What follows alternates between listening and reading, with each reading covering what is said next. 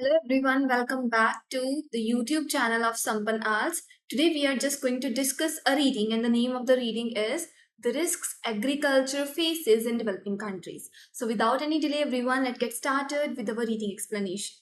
The first question category that we have here everyone is कि कौन से paragraph में हमें कौन सी इंफॉर्मेशन ये जो है वो मिली हुई है और वो हमारे पास जो क्वेश्चंस हैं they are here. So first question here is reference to characteristics मतलब features.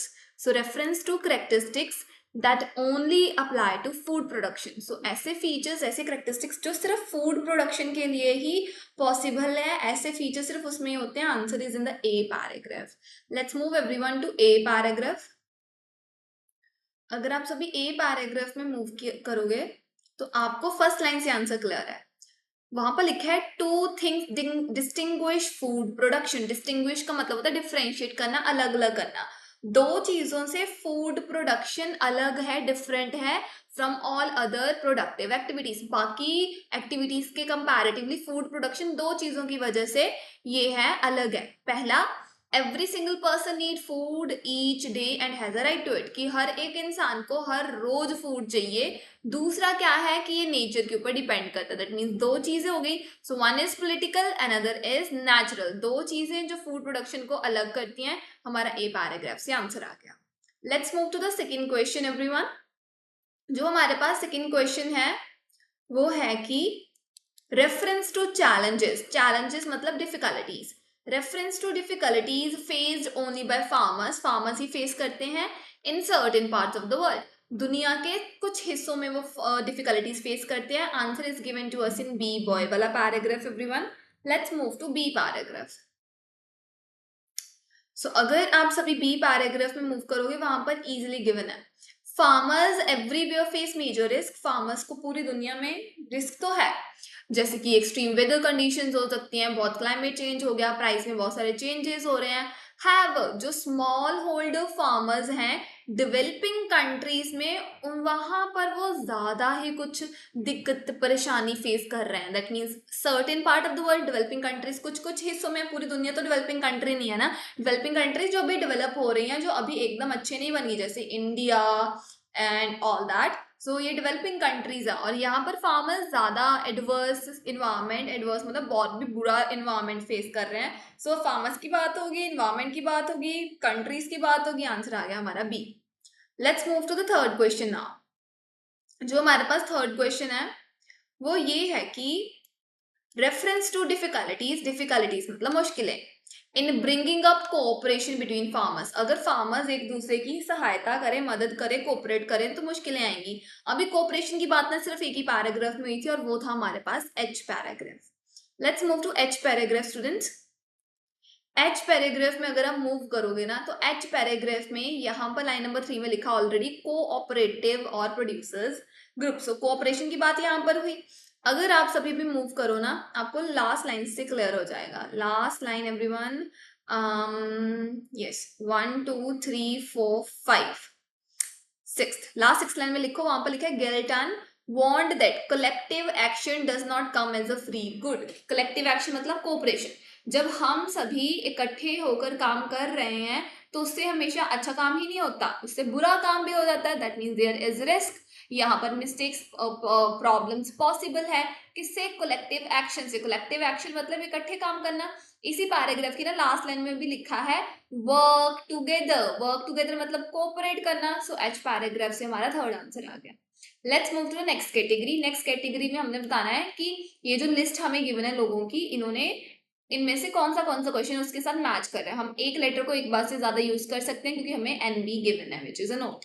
So question number fourth है financial assistance from the government does not always go to the farmers who most need it.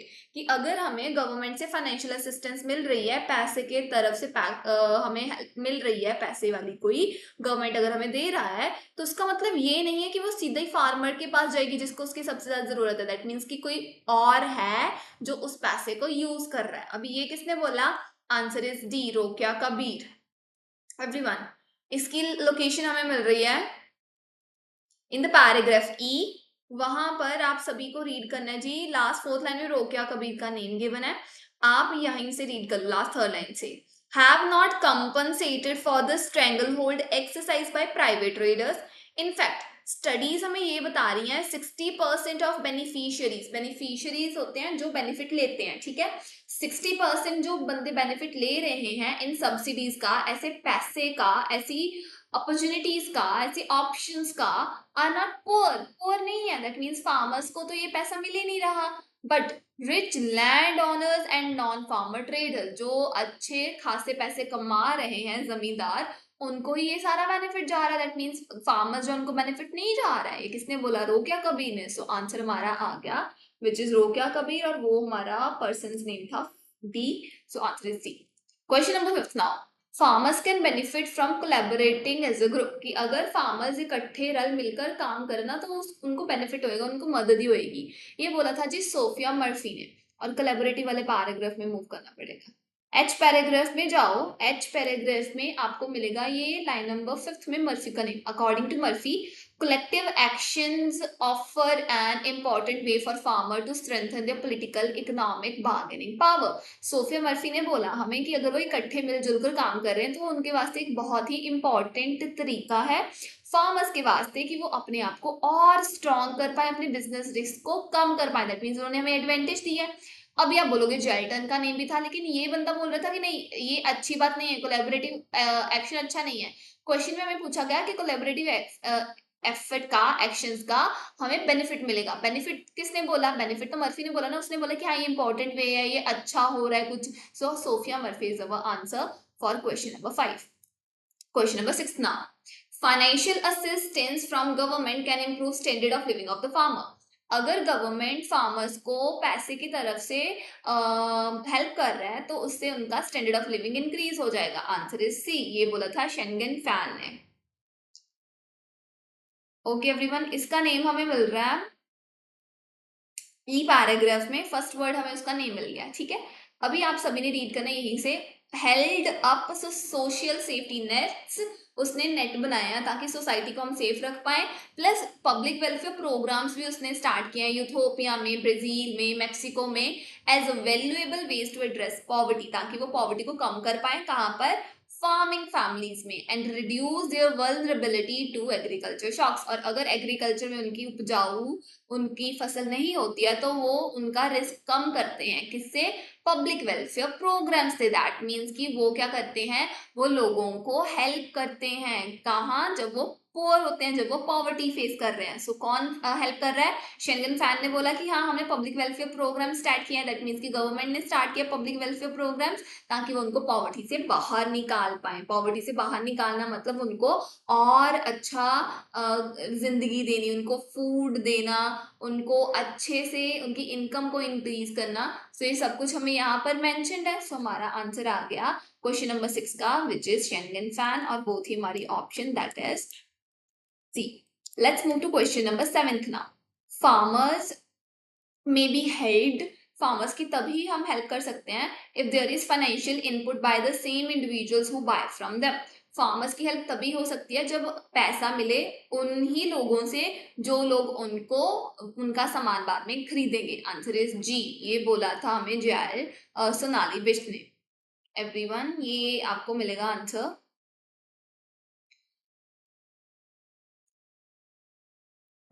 Oh, sorry. It's in the paragraph, everyone. That is I. I paragraph में move करिए। Last paragraph में सोनाली का name था। आपको उसका name मिलेगा ये 4th line में, लास्ट वर्ड सोनाली बिष्ट, ये फाउंडर थी, ठीक है। और इन हेयर इंडिया में ये एडवाइजर और फाउंडर है। Road that community supported agriculture where consumers, consumer मतलब जो बंदा उसके खाने को खा रहा है, खाएगा कैसे? जब वो बाय करेगा। सो consumer invest in local farmers, invest मतलब पैसे लगाने, कंज्यूमर ने, जो बंदा बाय कर रहा है वो ही पैसे लगा रहा है। किसमें पैसा लगाया उन्होंने? लोकल फार्मर्स ने। अभी ये किसने बात की? सोनाली बिष्ट ने। सो हमारे पास आंसर आ गया, that is Sonali Bisht, answer G. Question number 8 now, government can help to reduce variation in prices, government जो प्राइसेस में चेंजेस हो रहे हैं ना उनको कम कर सकती है। Answer is B, Sophia Murphy ने बोला था ये।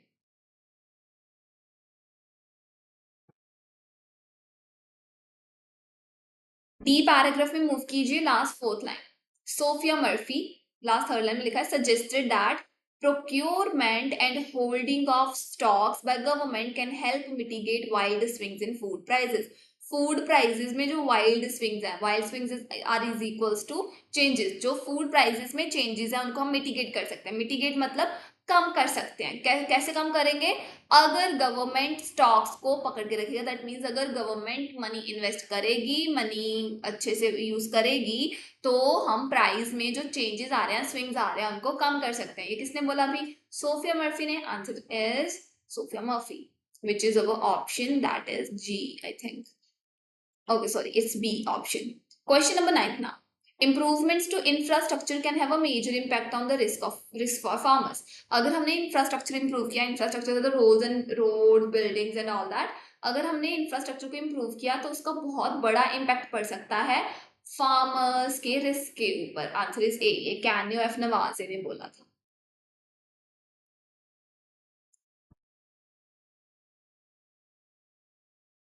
इसकी लोकेशन आपको डी पैराग्राफ में मिल रही है। डी पैराग्राफ में लाइन नंबर 2 कैन्यो एफ नवाजे, जो कि ये एग्रीकल्चर डेवलपमेंट प्रोग्राम के प्रेसिडेंट है, argued that government can significantly reduce risk. Government risk को कम कर सकती है, दैट मीन्स इम्पैक्ट कर सकती है रिस्क को फॉर फार्मर्स, जो फार्मर्स के वास्ते हैं, by providing basic facilities like roads. अगर वो उनको फैसिलिटीज दे दे, जैसे कि रोड्स वगैरह, पानी, मार्केट, फूड स्टोरेज फैसिलिटीज, ये सारा क्या हो गया? इंफ्रास्ट्रक्चर। अगर इंफ्रास्ट्रक्चर वाली फैसिलिटीज दे दो तो उनके रिस्क कम हो जाएंगे। किसने बोला? कैन्यो ने। सो हमारा 9th का आंसर आ गया, which is Kenyo F Navaje, and that is our option number A.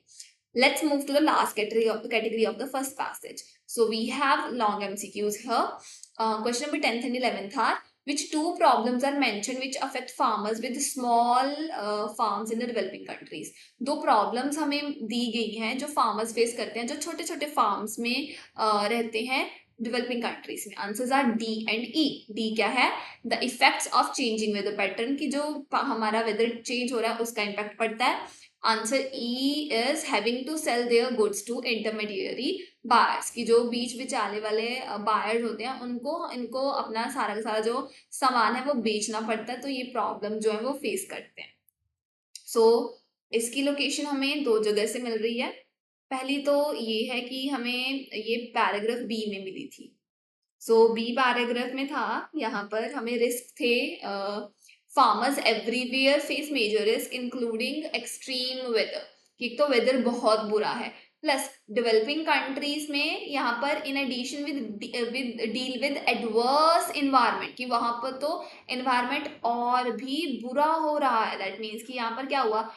Harsh weather condition, weather तो है, मतलब क्लाइमेट चेंज तो है, वो फेस करते करते हैं। सो ये बी पैराग्राफ में से हमारा आंसर मिला हमें, which is for 10 number question, the effects of changing weather pattern, ये तो मिल गया।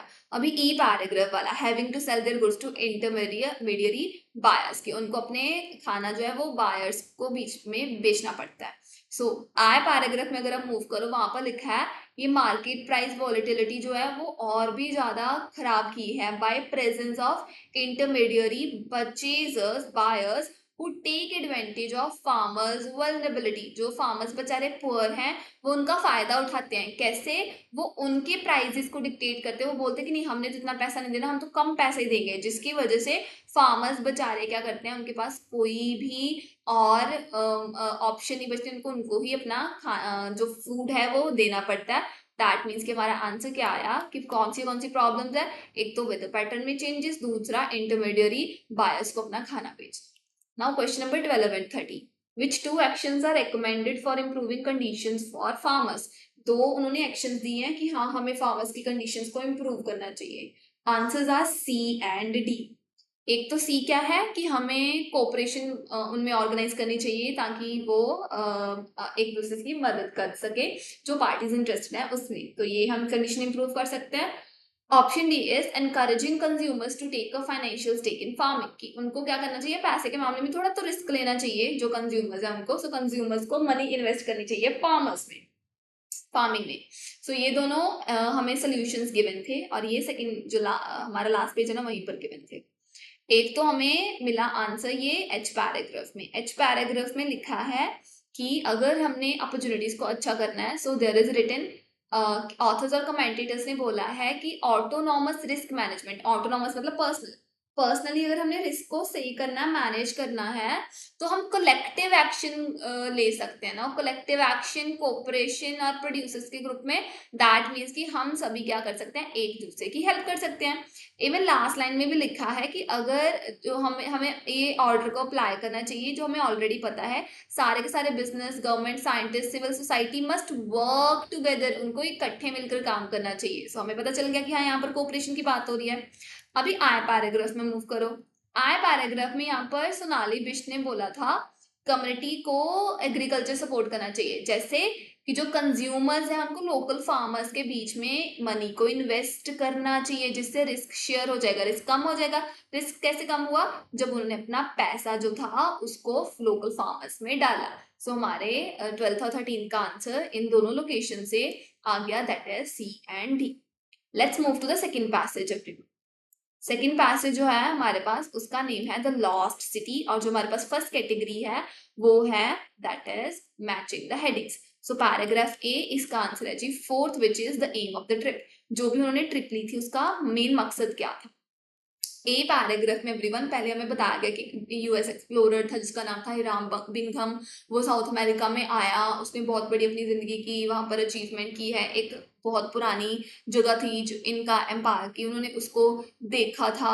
सो लाइन नंबर 4 में लिखा है his goal was to locate the remains of the city called Vitcos. So उसका मेजर एक ऑब्जेक्टिव था, एक एम था, एक गोल था। वो गोल क्या था कि वो इस एरिया में आए, जो बची खुची चीजें हैं एक सिटी की, सिटी का नेम था विटकॉस, वो उस एरिया को फाइंड आउट कर सके ताकि उसको पता चल पाए कि हाँ इनका के लोग कैसे रहते थे वहां पर।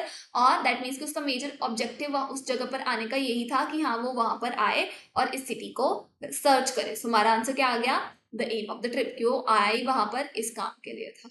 Now question number 15 paragraph B, इसका आंसर है 6, अ न्यू रूट। अभी एक वहां पर नया रास्ता, नया ट्रैक बनाया गया। बी पैराग्राफ में एवरीवन वहां पर लिखा है जब बिंगम और उसकी टीम उरम्बाम्बा में जाने के लिए रेडी हो गई थी, दे हैड एन एडवांटेज, उनको तो एक फायदा मिल गया over travellers who had preceded them. A track had recently been blasted down the valley. एक ट्रैक, एक रास्ता, एक वे, एक रूट अभी अभी रिसेंटली ब्लास्ट डाउन हुआ था, दैट मीन्स एक रास्ता अभी अभी बनाया गया था। सो बी पैराग्राफ से हमें पता चल गया यहाँ से कि एक नया रास्ता बना था। So answer is a new route. Question number 16 now paragraph C, answer for this one is 8, Bingham's lack of enthusiasm, कि जो बिंगम है वो खुद ही एक्साइटेड नहीं है, वो बिल्कुल भी एनर्जी नहीं शो कर रहा। लैक मतलब कमी, कमी किसकी थी, एक्साइटमेंट की, एंथुजियाज्म की। सी पैराग्राफ में मूव कीजिए। सी पैराग्राफ में लाइन नंबर 3 में लिखा है his companions showed no interest in accompanying him. अभी बिंगम जाना चाहता था लेकिन उसके जो दोस्त हैं वो खुद वहां पर क्या कर रहे हैं, जाना नहीं चाहते, दैट मीन्स कि उनमें इंटरेस्ट नहीं है। Nearby hill to see some ruins that a local farmer Melchor Arteaga had told them about, कि वो बोल रहे कि नहीं नहीं हमने नहीं जाना, हमने नहीं जाना। इवन लास्ट थर्ड लाइन में लिखा है Bingham also seem to have been less than keen on the prospect of climbing the hill. Even जो बिंगम था वो भी जो पहाड़ था उसको चढ़ने में बिल्कुल भी इंटरेस्टेड नहीं था। कीन लेस कीन, दैट मीन्स बिल्कुल इंटरेस्टेड नहीं था वो। बिंगम भी इंटरेस्टेड नहीं था, उसके दोस्त भी इंटरेस्टेड नहीं थे। हमें ऑप्शन मिली that is Bingham's lack of enthusiasm, excitement and interest. तो आंसर इसका आ गया that is 8। Question number 17 now paragraph D, answer is 5। Fifth answer क्या है वो हमारे पास, अ ड्रामेटिक डिस्क्रिप्शन। अभी कोई चीज उन्होंने बहुत बढ़ा चढ़ा कर दिखाई हुई है हमें। डी पैराग्राफ की फर्स्ट लाइन से क्लियर है, Bingham right about the approach in vivid style in his book. उसने बुक में अपनी वो जो चीज है उसको बहुत ही ज्यादा क्लियर वे में लिखा है। First as he climbs up the hill, जैसे वो पहाड़ चढ़ा, he describes the ever present possibility of deadly snakes. उसने बोला कि वहां पर तो हमेशा ही बहुत खतरनाक स्नेक्स होते हैं, capable of making considerable springs when in pursuit of their pray, कि वो वहां पर नदियां बहा सकते हैं खून की या जो भी है, जब वो उनको अपना शिकार दिख जाता है, दैट मीन्स कि वो उसके पीछे हाथ धोकर पड़ सकते हैं। दैट मीन्स कि वो वहां पर उस सिचुएशन को बहुत ज्यादा बढ़ा चढ़ाकर बता रहा था, बहुत ज्यादा ड्रामेटिक वे में बता रहा था। सो यहाँ से एवरीवन हमें पता चल गया कि हमारे पैराग्राफ डी का आंसर है which is 5, a dramatic description. Description उसने पूरा बताया ना, हिल पे कैसे था, स्नेक्स कैसे थे and all that. So it was a dramatic one. उसने सिंपल नहीं बताया, उसने पूरा ड्रामा क्रिएट करके बताया। Now paragraph E, answer for this one is 1, that is different accounts of the same journey. अभी वो सेम ही ट्रिप पर गया, लेकिन उसके जो स्टोरीज है वो डिफरेंट है, different accounts of the same journey है, सो डिफरेंट स्टोरीज है. Let's move to E paragraph. E paragraph में आप फर्स्ट लाइन पहले रीड करो. We should remember however the lost city of Inca is a work of hindsight not written until 1948 many years after his journey. कि ये जो काम था ये है तो बहुत अच्छा था, लेकिन उसने बहुत टाइम तक उसको लिखा ही नहीं था. His journal entries of the time reveal as much more gradual appreciation of his achievement. उसकी जर्नल एंट्री में लिखा था कि हाँ उसने बहुत अच्छी तकड़ी एक अचीवमेंट कर ली है, एक सक्सेस कर लिया है. ठीक है. लास्ट लाइन्स में लिखा है at that stage Bingham didn't realise the extent of the importance of the site. लेकिन जब वो उस टाइम पर उस जर्नी को कर रहा था उस टाइम तो उसको पता ही नहीं था कि हाँ ये तो वो चीज़ जो है ये बहुत बड़ी इम्पोर्टेंस हो सकती है, इसकी मान्यता बहुत ज़्यादा हो सकती है. No did he realise what use he could make of the discovery. और जो भी इसको ये सिटी मिल गई थी उसको पता भी नहीं था कि हाँ वो उसको यूज कैसे करेगा. दैट मीन्स कि अब जब वो अपनी जर्नी के बारे में सोचता है अब उसको लगता है कि हाँ उसने बहुत कुछ वहां से हासिल कर लिया है. जब वो जर्नी कर रहा था उसको लग रहा था नहीं उसके पास तो कुछ है ही नहीं, उसको तो उसकी इंपॉर्टेंस के बारे में पता नहीं था. दैट मीन्स कि दो अलग अलग स्टोरीज हैं लेकिन कहानी एक ही चीज की हो रही है. So it is about the same journey लेकिन उसकी दो अलग अलग हमें कहानियां मिल रही हैं. सो ई पैराग्राफ से हमें आ गया answer which is different accounts of the same journey, which is our option, that is 1. Question number 19. Now paragraph F, answer is 7th, which is Bingham publishes his theory. Bingham ने अपनी theory को publish कर दिया है. F paragraph में जाइए. F paragraph में line number first 3 से क्लियर है. However, जब वो वापस आया it occurred to him that he could make a name for himself from this discovery. कि जो भी चीज उसने डिस्कवर किया उससे वो अपना नाम बना सकता है. When he came to write the National Geographic magazine article that broke the story to the world. फिर उसने क्या किया, एक नेशनल ज्योग्राफिक मैगजीन में अपनी सारी की सारी स्टोरी लिखी और पूरी दुनिया को वो चीज दिखा दी. दैट मीन्स उसकी स्टोरी मैगजीन में छपी थी ना, वो तभी लोगों को पता लगा. दैट मीन्स कि उसने अपनी थ्योरी को पब्लिश कर दिया. सो एफ पैराग्राफ का आंसर है that is 7th. Question number 20th paragraph G, answer is 3 which is a common belief. अभी सारे के सारे लोग क्या मानते हैं, कॉमन बिलीफ है तो है क्या. Move to G paragraph everyone. G paragraph में आप सभी को रीड करना पड़ेगा.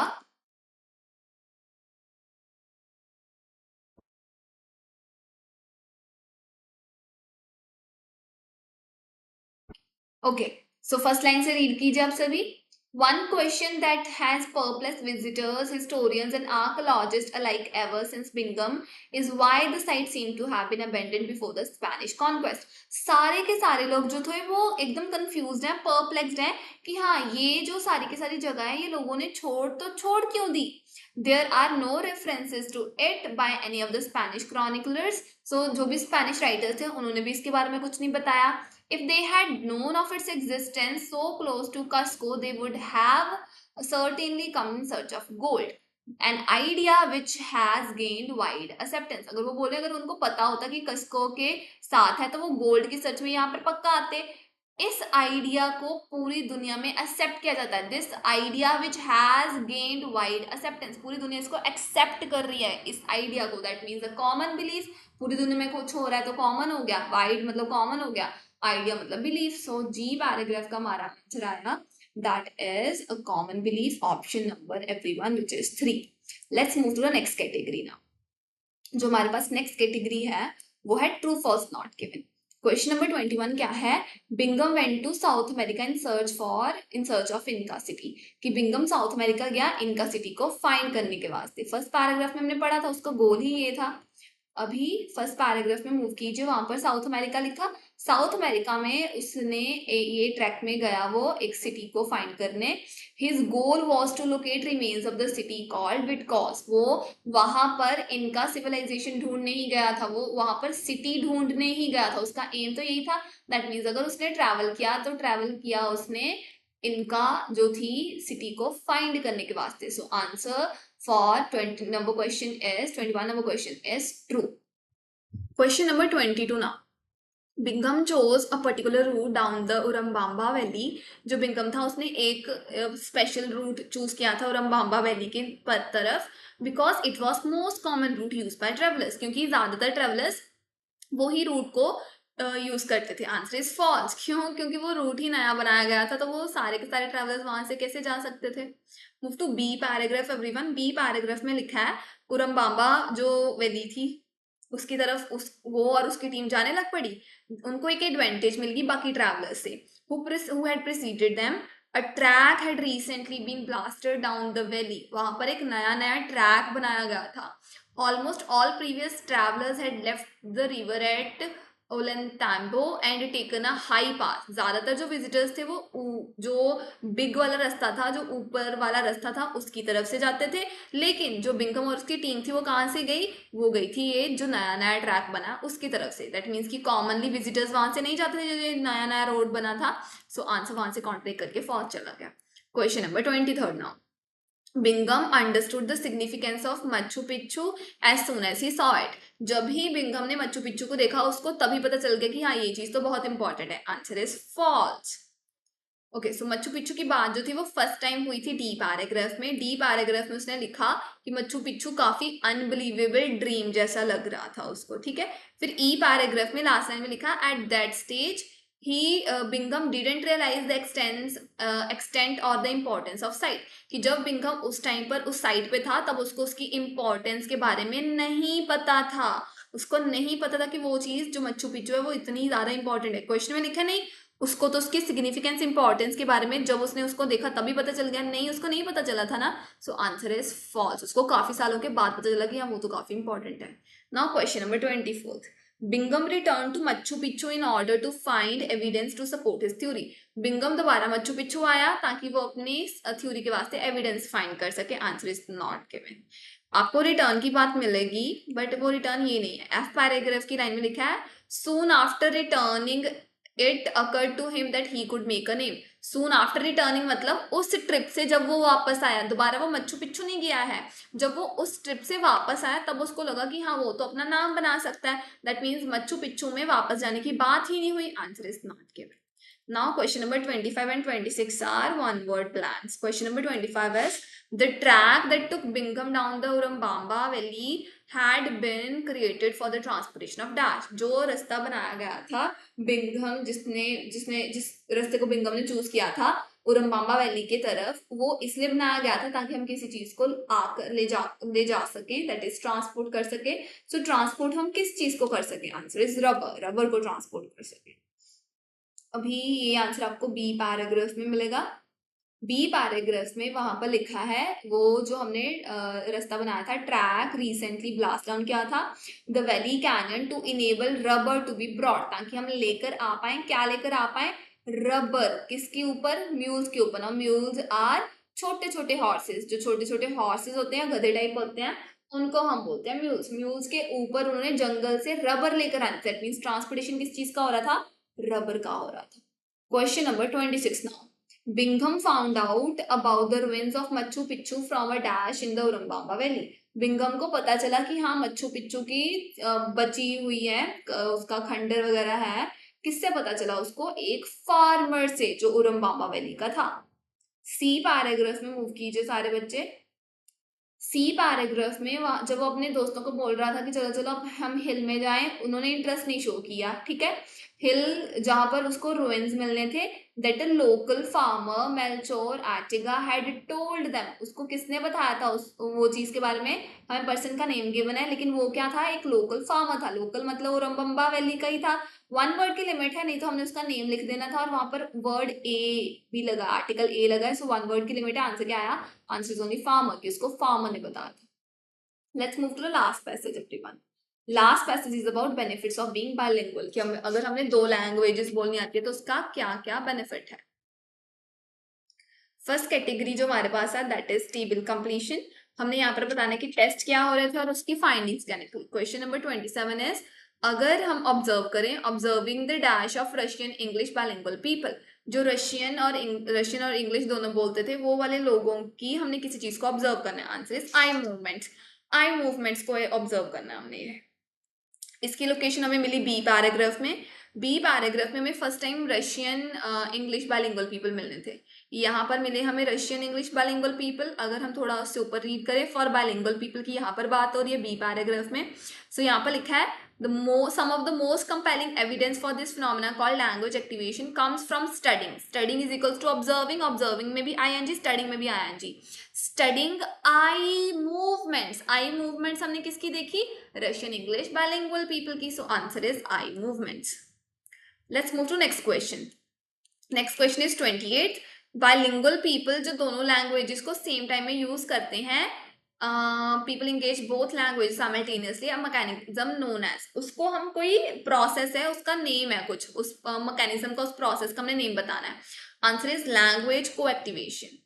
सेम ही लोकेशन पर इसका आंसर है. सो यहाँ पर लिखा है एक बहुत कंपेलिंग एविडेंस है for this phenomena. This phenomena मतलब दोनों लैंग्वेजेस को सेम टाइम पर यूज करना.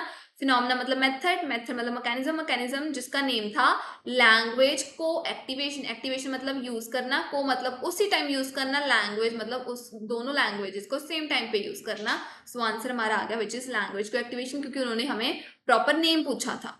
Question number 29 now. Test call the dash focusing on naming colours. अभी हमने टेस्ट का नाम बताना है जिसमें हम क्या कर रहे हैं, हम जो कलर्स हैं उनको नेम कर रहे हैं. उस टेस्ट का नेम बताना है हमने. सो कलर्स की बात देख लेते कहां पर हुई है. सी पैराग्राफ में अगर आप सभी मूव कीजिए तो सी पैराग्राफ में ना यहाँ पर हमें कलर्स की बात हो रही थी.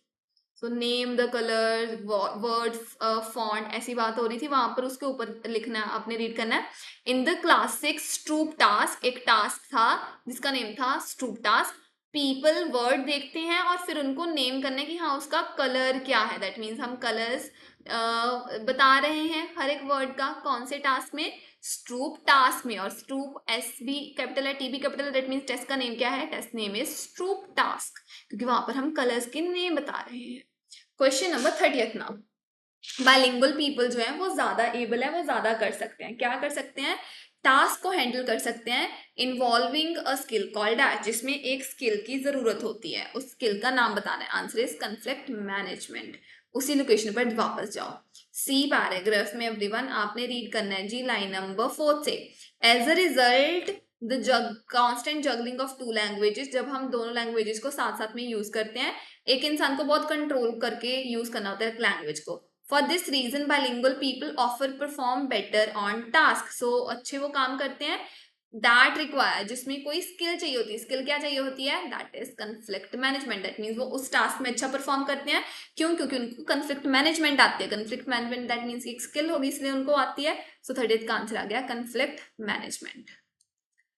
Question number 31 now. अभी एक टेस्ट है जिसमें हमने क्या करना है, टास्क को अपने को चेंज करना है, बार बार स्विच करना है. सो व्हेन चेंजिंग स्ट्रेटजीज, जब हम अपनी टेक्निक्स को चेंज कर रहे हैं, bilingual people have superior dash. Bilingual लोगों के पास कुछ ज्यादा बेहतरीन चीज होती है. Answer is cognitive control. So उनके पास कोग्निटिव कंट्रोल अच्छा होता है. सी पैराग्राफ की अगर आप लास्ट लाइन पढ़ो ना, वहां पर लिखा है bilinguals have to switch. Switch मतलब चेंज करना. चेंज क्या करना? From categorising objects by colour. Colour के पहले हम वो डिफ्रेंशिएट कर रहे थे, फिर शेप के साथ उन्होंने डिफ्रेंशिएट करना. दैट मीन्स हमने अपनी टास्क को, एक्टिविटी को चेंज कर दिया. वो उस काम को ज्यादा क्विकली कर रहे हैं. दैट मीन्स ज्यादा सुपीरियर है, ज्यादा अच्छे हैं. किनमें से? मोनोलिंगुअल पीपल से. मोनोलिंगुअल जो एक ही लैंग्वेज को बोलते हैं, reflecting better cognitive control. Better मतलब सुपीरियर, सुपीरियर मतलब अच्छा, अच्छा मतलब बेटर. बेटर उनके पास फिर क्या चीज थी? बेटर था उनके पास cognitive control. So answer is cognitive control for 31st question. Let's move to next category, which is yes, no, not given. Question number 32 is attitudes toward bilingualism have changed in recent year. अभी अभी जो bilingualism को लेकर जो हमारे पास ideas थे वो काफी चेंज हुए हैं. आंसर इज yes, ऐसा तो है. फर्स्ट पैराग्राफ में मूव कीजिए सारे बच्चे. फर्स्ट पैराग्राफ में यहाँ पर एवरीवन लिखा है लाइन नंबर 2 में, in the past children were considered. Such children मतलब जो बच्चे बाइलिंगुअल या मल्टीलिंगुअल हैं, सो दो से ज्यादा लैंग्वेजेस बोल पाते हैं, उन बच्चों को were consider to be at a disadvantage. उनको पहले बुरा बुरा बोला जाता था, उनको डिसएडवांटेजेस बोला जाता था compared with their monolingual pair. उनके कंपैरेटिवली जो सिर्फ एक लैंग्वेजेस बोलते थे. अभी पास्ट फ्यू डेकेड्स में, पिछले कुछ सालों में क्या हुआ है, जब टेक्नोलॉजी इतनी ज्यादा एडवांस्ड होगी तो रिसर्चर्स ने और गहराई में देखा और उन्होंने बोला कि नहीं, बाइलिंगुअलिज्म में क्या होता है, वो तो ज्यादा अच्छे होते हैं, they have several clear benefits of being bilingual. That means अगर हम दो लैंग्वेजेस बोल पाते हैं तो हमें तो बहुत सारे उसके एडवांटेजेस मिल रही हैं। पहले बोल रहे डिसएडवांटेजेस है, अभी बोल रहे एडवांटेजेस है। दैट मीन्स हमारा ओपिनियन, हमारा एटीट्यूड चेंज हुआ है ना। सो आंसर इज यस कि हाँ जी चेंज हुआ है। 33rd question, bilingual people are better than monolingual people. Bilingual people monolingual लोगों से अच्छे होते हैं at guessing correctly what words are before they are finished, कि वो वर्ड्स को पहले गेस कर लेते हैं उनके फिनिश होने से पहले बाइलिंगुअल पीपल मोनोलिंगुअल पीपल से अच्छी तरह। आंसर इज नॉट गिवन, ऐसा कंपैरिजन कहीं नहीं हुआ है। ओके एवरीवन, आपको ये आंसर मिलेगा बी पैराग्राफ में। बी पैराग्राफ में वहां पर लिखा है लाइन नंबर 2 में, when we hear a word, जब हम एक वर्ड सुनते हैं, we don't hear the entire word, सारा का सारा वर्ड नहीं सुनते हैं, पहले हमें साउंड आता है सीक्वेंशियल ऑर्डर में। जब एक वर्ड खत्म हो जाता है होने से पहले, long before the word is finished, brain की जो लैंग्वेज सिस्टम है वो पहले गेस कर लेती है कि वो वर्ड होएगा, तो होएगा क्या, ठीक है। जैसे कि अगर आपने सिर्फ वर्ड कैन सुना तो आपको वो लगेगा कि क्या वो कैंडी है, क्या वो कैंडल है। सो हम वर्ड को रिकॉग्नाइज करते हैं। यहाँ पर कहीं पर मेंशन नहीं किया कि बाइलिंगुअल पीपल मोनोलिंगुअल पीपल से अच्छा गेस कर रहे हैं। सो answer is not given only. बाकी सारी लोकेशन मेंशन्ड है, लेकिन ये नहीं मेंशन कि हाँ कौन अच्छा कर रहा है उनमें से। 34th question now, bilingual people consistently name images faster than monolingual people. bilingual people images को जल्दी नाम दे देते हैं monolingual के comparatively. आंसर इज monolingual जल्दी नाम दे रहे हैं। ओके एवरीवन, इसकी लोकेशन आपको मिलेगी डी पैराग्राफ में। डी पैराग्राफ में just a moment. So we are doing question number 34th, yes.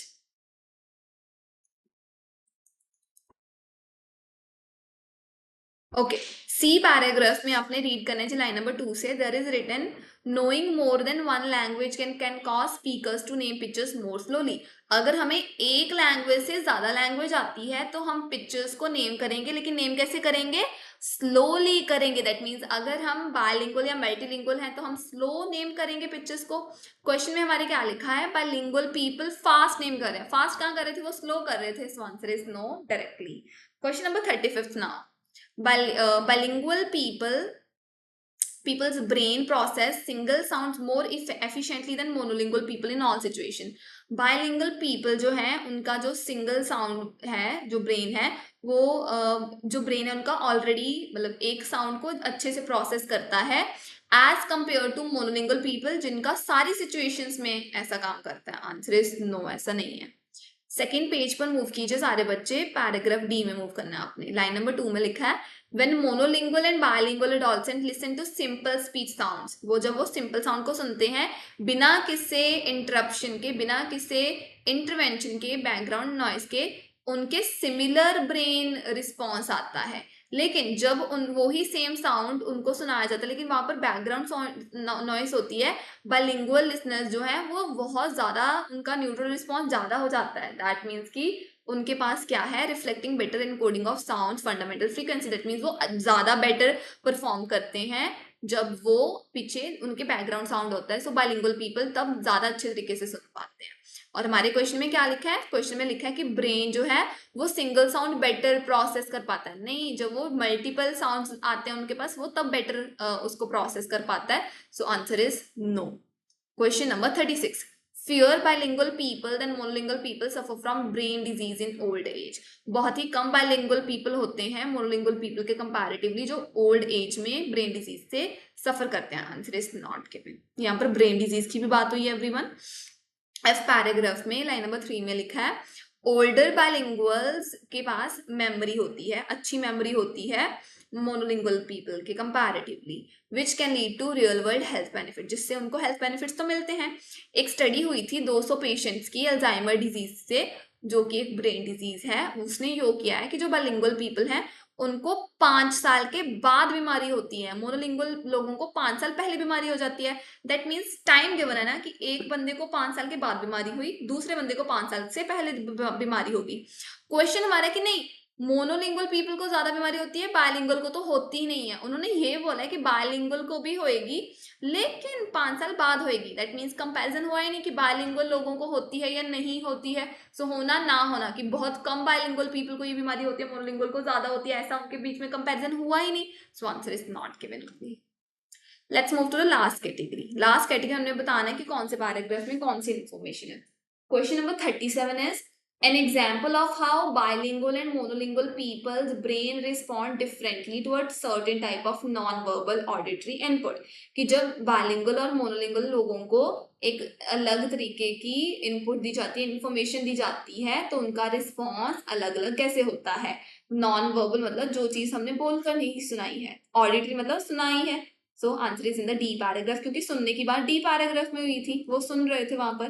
D paragraph में यहाँ पर लिखा है speech sound, that means verbal, लेकिन वर्बल तो फिर हमने उनको सुनाया नहीं, हमने पीछे बैकग्राउंड नॉइस सुनाई थी ना। Noise is not verbal but it is something which is audio, और उन दोनों के जो रिस्पॉन्स थे वो डिफरेंट आए थे। अगर डिफरेंट आए दैट मीन्स डी पैराग्राफ में उसकी बात हुई थी। Let's move to next question, question number 38 now. The demonstration of how a bilingual upbringing has benefits even before we learn to speak। कि अगर हम एक बच्चे को पाल पोस रहे हैं बाइलिंगुअल घर में, दैट मीन्स जहाँ पर 2 लैंग्वेजेस सुनाई जाती है, तो उनको बेनिफिट्स मिलते हैं। उनके बोलने से पहले हम देख सकते हैं कि हाँ उनको काफी बेनिफिट मिलते हैं। Answer is in the G paragraph. अभी बच्चों की अपब्रिंगिंग की बात सिर्फ इसी पैराग्राफ में हुई थी, it was in the G paragraph. G paragraph में लिखा है benefits associated with bilingual experience seem to start very early। कि अगर आप बोलो कि बेनिफिट्स मिलते हैं बाइलिंगुअल होने के, तो वो बहुत ही छोटी उम्र में, अर्ली ईयर में स्टार्ट हो जाता है। जैसे कि 7 मंथ ओल्ड बेबी, उसको हम ऑलरेडी देख सकते हैं कि बेनिफिट मिल रहा है। 7 महीने का भी बच्चा बोलता नहीं होता, दैट मीन्स उसको तो बेनिफिट मिल रहा है। तो उसके बोलने से काफी महीने पहले उसको बेनिफिट शो हो रहा है। सो हमारा आंसर आ गया, that is G. Question number 39 now. A description of the process by which people identify words that they hear। जो अभी प्रोसेस को बताया गया है कि जो लोग वर्ड्स सुन रहे थे उनको उन्होंने आइडेंटिफाई करना था। Answer is in the B paragraph. B paragraph में बताया गया था ना कि वो जो लोग थे वो हाफ वर्ड सुन रहे थे और खुद ब खुद गेस कर रहे थे उसको। सो लाइन नंबर 3 में लिखा है, लाइन नंबर 2 में when we hear a word, वो जब एक वर्ड को सुन रहे हैं, वो सारा वर्ड नहीं सुन रहे हैं, वो थोड़ा वर्ड सुन रहे हैं, बाकी सारा का सारा वर्ड तो उनके अपने आप सामने आ रहा है। जैसे हमने वर्ड यूज किया कैन, जब हमने कैन वर्ड सुना तो हमें पता चल गया या तो ये कैंडी होएगा या ये कैंडल होएगा। तो उन्होंने वर्ड सुना और उसको आइडेंटिफाई किया। It is in the B paragraph. Now last question. Last question is reference to some negative consequences of being bilingual. अगर हम बाइलिंगुअल हैं, अगर हम 2 लैंग्वेजेस बोल रहे हैं, तो उसका बैड इम्पैक्ट क्या है। It is in the C paragraph. Everyone C paragraph में मूव कीजिए, फर्स्ट लाइन से क्लियर। सी पैराग्राफ में लिखा है having to deal with persistence linguistic competition can result in difficulties. अगर हम लैंग्वेज में कंपटीशन कर रहे हैं, जैसे कि लेट्स से अब मैं हिंदी बोल रही हूँ, साथ में मैं इंग्लिश बोल रही हूँ, तो मेरी लैंग्वेज में कंपटीशन चल रहा है, कैन रिजल्ट इन डिफिकल्टीज, उससे हमें बहुत मुश्किलें आ सकती हैं। जैसे कि अगर हम एक लैंग्वेज से ज्यादा लैंग्वेजेस बोलते हैं, तो एक बंदा एक पिक्चर को ज्यादा स्लो बोलेगा। क्यों? क्योंकि tip of the tongue states हो जाता है। दैट मीन्स कि उसको वर्ड टंग के टिप पर होता है, लेकिन उसको वर्ड वो बोला नहीं जाता। दैट मीन्स वर्ड जो है वो माइंड में है, लेकिन वो उसको प्रोनाउंस नहीं कर पा रहा, बोल नहीं पा रहा। That means there is a disadvantage. So हमारा 40th आंसर आ गया कि हाँ बायलिंगुअल को डिसएडवांटेजेस मिलती हैं। और कौन से पैराग्राफ में थी वो? That was in the C paragraph. This is end of your reading explanation everyone. I hope ये रीडिंग आपको अच्छे से क्लियर हो गई हो। अगर आपको ये वीडियो अच्छी लगी हो, प्लीज आप इस वीडियो को लाइक कर दीजिए, इस वीडियो को ज्यादा से ज्यादा शेयर कर दीजिए, कमेंट कर दीजिए अगर आपकी कोई भी क्वेरी है, और हमारे चैनल को सब्सक्राइब कर दीजिए। Thank you everyone.